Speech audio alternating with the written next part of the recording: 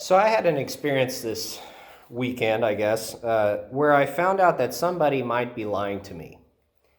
And if that's true, then everything in me wants to rage against this person and tear them apart.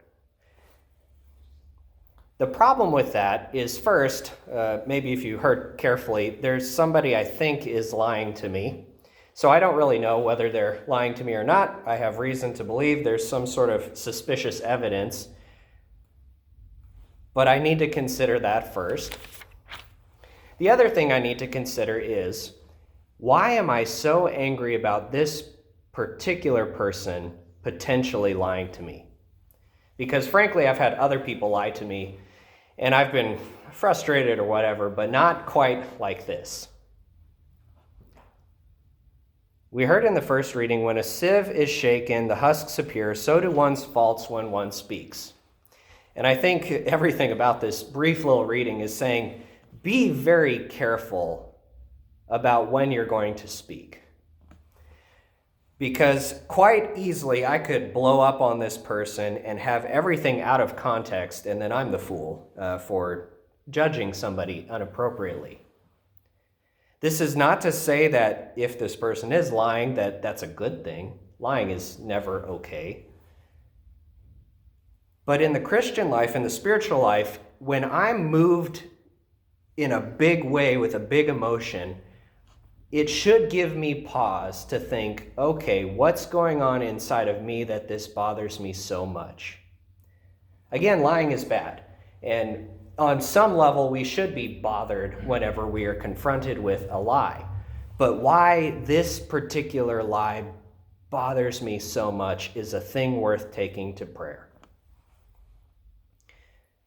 Another context.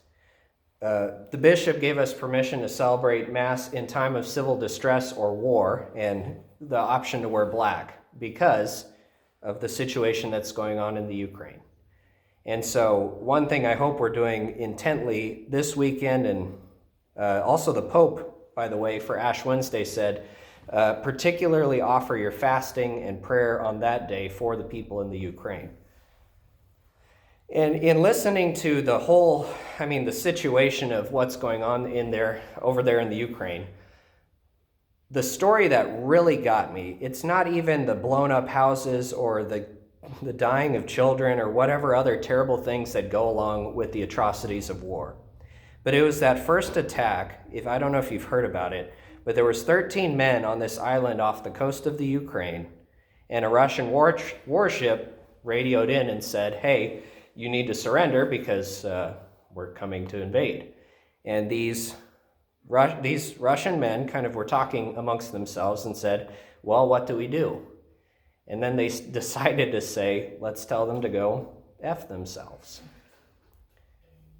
And of all the stories that could hit me, it's amazing that it's that one. Again, notice in your own heart whenever something hits you strongly and powerfully, because there's something going on there in you. Again, of all the atrocities of war that could bother me, it was that one, because I have a very dear friend who I've known since second grade, who I could imagine him saying that in his same voice. And all I could think of was, here are 13 of my friends that I've never met, who met their end. The wooden beam that would be in my eye in this situation that we heard about in the gospel would be the fact that I am so upset about the Russian armies killing these 13 friends of mine that I've never met, that I don't want to look at President Putin as a human being. War is a terrible thing. Lying is an atrocity. And yet, am I letting even evil things affect how I'm going to look at the world?